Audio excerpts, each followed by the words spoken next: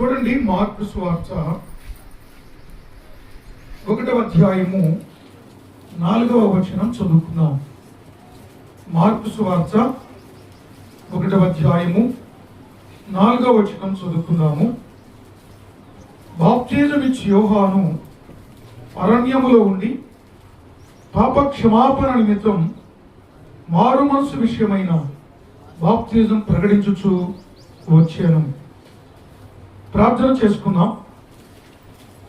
పరిశుద్ధ తండ్రి, ప్రభు అయిన క్రీస్తు యేసు శ్రేష్టమైన నామమును బట్టి మీకు స్తోత్రములు స్తోత్రములు స్తోత్రములు చెల్లిస్తున్నాం. చదవబడిన వాక్యమును మా అందరి కొరకు మీరే వివరించి బోధించమని, పరిశుద్ధాత్ముడా బోధించమని, వాక్యమై ఉన్న క్రీస్తు యేసు ఘననామములో స్తోత్రములు చెల్లించి ప్రార్థన చేయించున్నాము. పరలోకమందున్న తండ్రి, ఆమేన్. ప్రియ సోదరి సోదరుడా, పరిశుద్ధ గ్రంథములో బాప్తిజం అంటే ఏమిటి అనే సందేశాన్ని మనం వింటా ఉన్నాం. మన సందేశం పేరు బాప్తిజం అంటే ఏమిటి. బాప్తిజం అంటే ఏమిటి అనే ఈ సందేశంలో మనందరం కూడా మార్కు సువార్త 1:4వ వచనాన్ని చదువుకున్నాం. ఈ వచనము బాప్తిజము గురించి బోధించడము, బాప్తిజము ఇవ్వడము. ఎవరు చేసింది? బాప్తిజం ఇచ్చే యోహాను. బాప్తిజం గురించి బోధిస్తున్నాడు, బాప్తిజము ఇచ్చుచున్నాడు. అతనికి ఈ క్రమమైన విధానం ఎవరిచ్చారు? ఎవరైనా మనుషులు నియమించిన పద్ధతి కాదు. పరలోకము నుండి దేవుడు యోహానుకి ఇచ్చినటువంటి శ్రేష్టమైనటువంటి పద్ధతి. చూడండి, లూకాసు వార్తలో కూడా 11:30 చదువుకున్నప్పుడు 11వ అధ్యాయము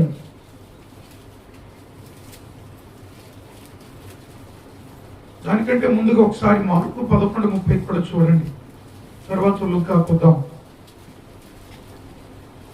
మార్కు 11:30 చదువుదామా? యోహాను ఇచ్చిన బాప్తిజము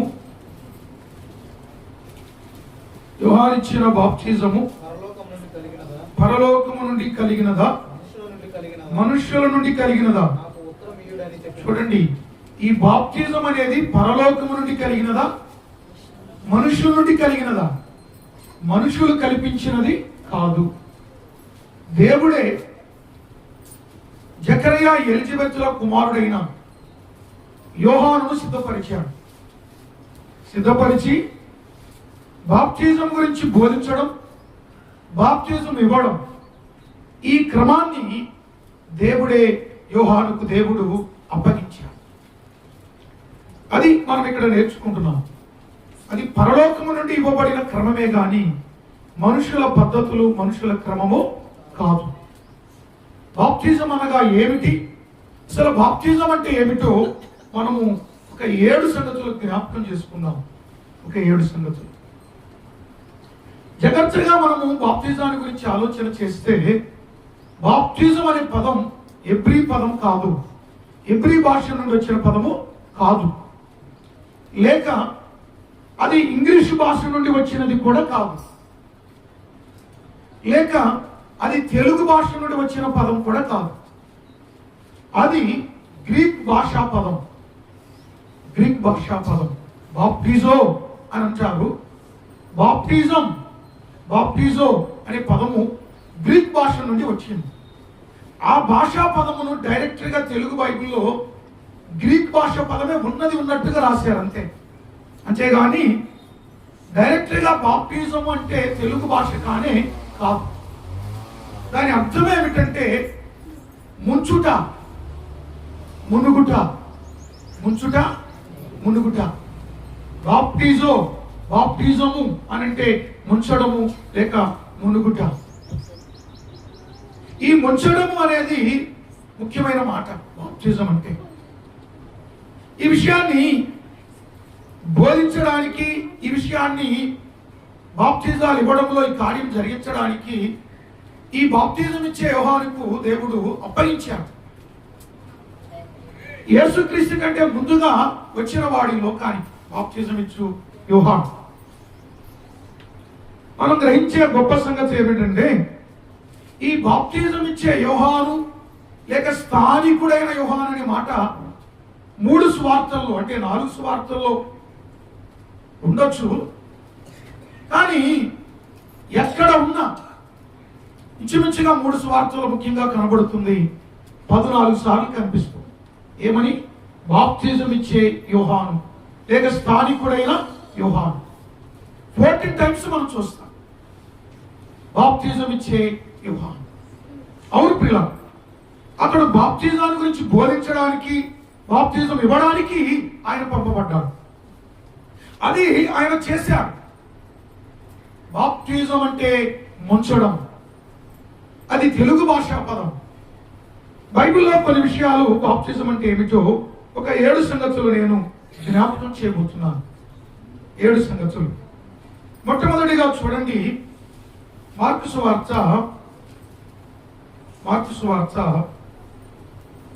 16వ అధ్యాయము 16వ వచనం చదువుతున్నాం.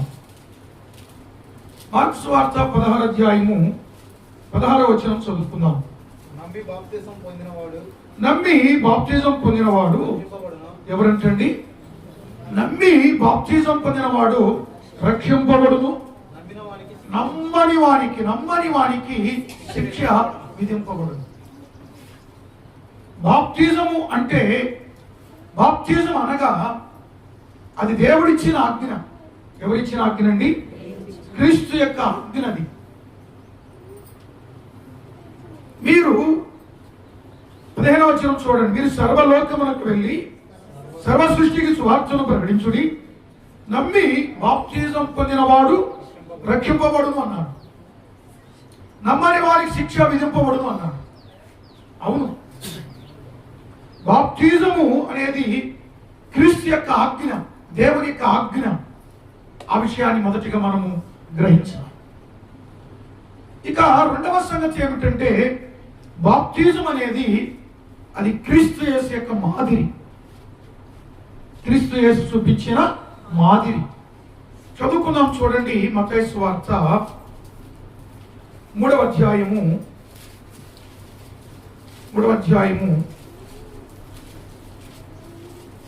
వచనం 6 చూడండి.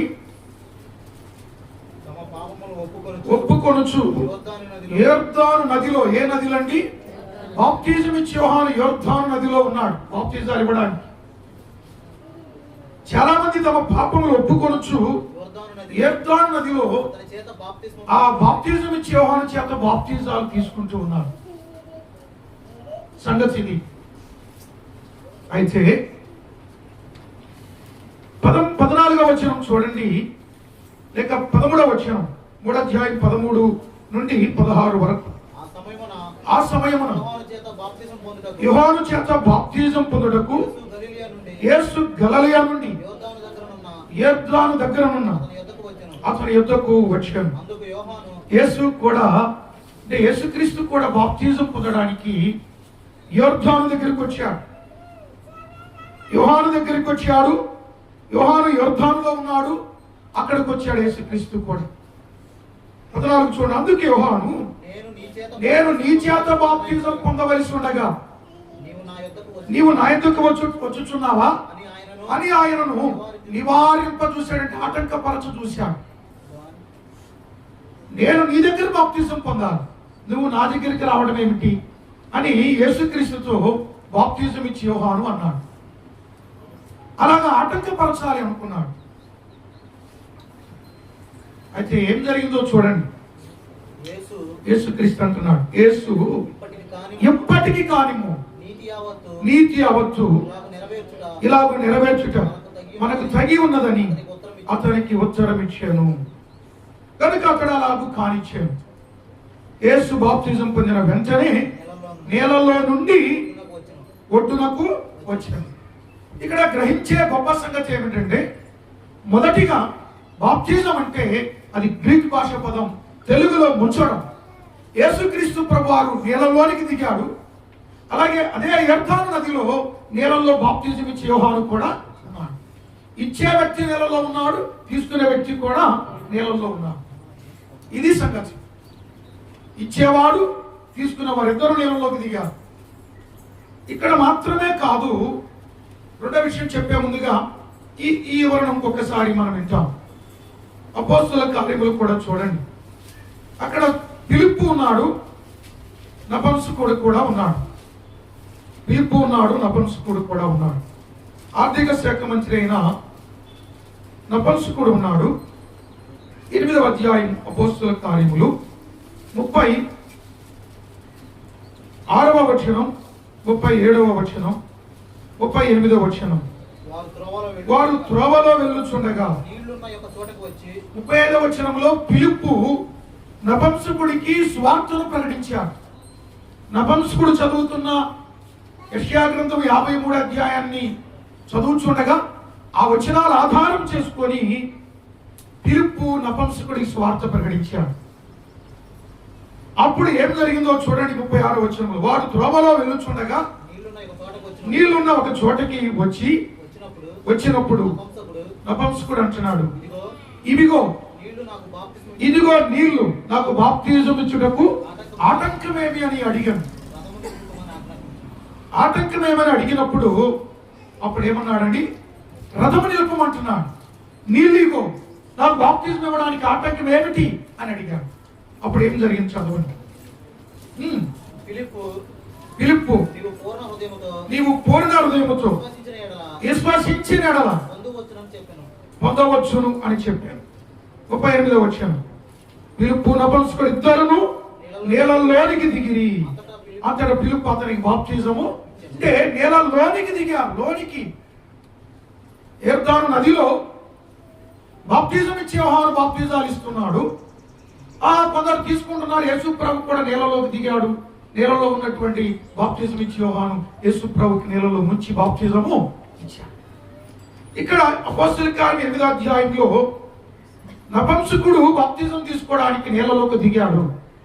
ఫిలిప్పు కూడా ఇవ్వడానికి నీళ్ళలోనికి దిగాడు. ఆ ఫిలిప్పు ఇచ్చాడు, నపుంసకుడు తీసుకున్నాడు. అంటే ఫిలిప్పు నపుంసకుడిని నీళ్ళలో ముంచా లేపాడు. బాప్తిజం అంటే ముంచుట. బాప్తిజం అంటే ఏమిటి? గ్రహించండి. ఇంకెవరైనా మారు మనసు పొందకపోతే మారు మనసు పొందండి. బాప్తిజం పొందకపోతే మారు మనసు పొందిన వారు బాప్తిజం పొందండి. బాప్తిజం అంటే ముంచుట అనే పదం నీకు చెప్తున్నాను. ఇంకా అర్థం కావాలి అంటే ఒక భక్తుడు ఇలాగన్నాడు, ఒక నేల కుండ ఉందనుకుందాం, లేక నేల కుండలో, ఆ మంచి నేల కుండలో నేను త్రాగడానికి నీళ్లు అడిగినప్పుడు ఒక గ్లాసు కుండలో ముంచుతున్నావా లేదా? ఆ కుండలో ఉన్న నేలలో ముంచి ఆ గ్లాసు తీస్తావు. ఆ మునిగి నీళ్ళలో ముంచుతావు, తీసుకొచ్చి ఆ గ్లాసు నిండినప్పుడు నాకు తీసుకొచ్చి త్రాగడానికి ఇస్తావు. ఈ ముంచుట, ఆ నేల కుండలో ఆ గ్లాసు ముంచడమే, ఇది కూడా మరి ఆ పదానికి సాదృశ్యంగా కనబడుతుంది. ఇంకొక తత్వవేత్త అన్నాడు, గొప్ప తత్వవేత్త అన్నాడు, అయ్యో మీరు నన్ను ప్రశ్నలతో ముంచివేసారే అన్నాడు. ప్రశ్నలతో ముంచివేసారే అన్నాడు. అంటే ప్రశ్నల ప్రవాహంతో ముంచారు నన్ను.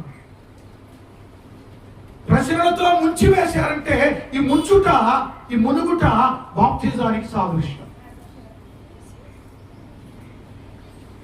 అలాగే మరొక విషయం, ఒక తెల్ల బట్టకి రంగు వేయాలి, రంగు అద్దం. తెల్ల బట్టకి ఒక మంచి నువ్వు అనుకున్న రంగు అద్దకం చేయాలి. ఏం చేస్తావు? ఒక పాత్రలో, పెద్ద పాత్రలో, పెద్ద కుండలో లేక పెద్ద పాత్రలో ఆ రంగు నీళ్లు పోసి ఈ వస్త్రాన్ని ఏం చేస్తామండి? ఆ నిండుగా ముంచుతావా, లేకుంటే ఏదో పైన ముంచి మళ్ళా బయటికి తీసి అలాగా ఆరబెడతాం. దానికి ఆ రంగు అద్దుకుంటుంది. అవునా కాదా? ఇది ముంచడం అంటే.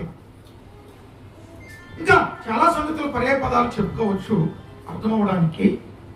యేసుక్రీస్తు ప్రభువారు చెప్పినటువంటి బాప్తిజ క్రమం ఏమిటంటే, లేక దేవుని గ్రంథం చెప్పిన బాప్తిజ క్రమం ఏమిటంటే, దేవుని వాక్యం చెప్పిన బాప్తిజ క్రమం ఏమిటంటే, బాప్తిజం అంటే ముంచుట. అది తెలుగు భాష పదం. ఇప్పుడు యేసుక్రీస్తును గురించి రెండో విషయం చెప్తానన్నాను. ఒకటి ముంచుటను గురించి విన్నాం. ఆ ముంచుటలో భాగంగా ఈ యొక్క ఆజ్ఞను ఇచ్చింది కూడా యేసు ప్రభువేనని మనం మార్కు సువార్త 16:16లో చెప్పుకోగలిగాం. అది క్రీస్తు చెప్పినటువంటి ఆజ్ఞ కాబట్టి బాప్తిజం అంటే క్రీస్తు ఆజ్ఞ. రెండవది క్రీస్తు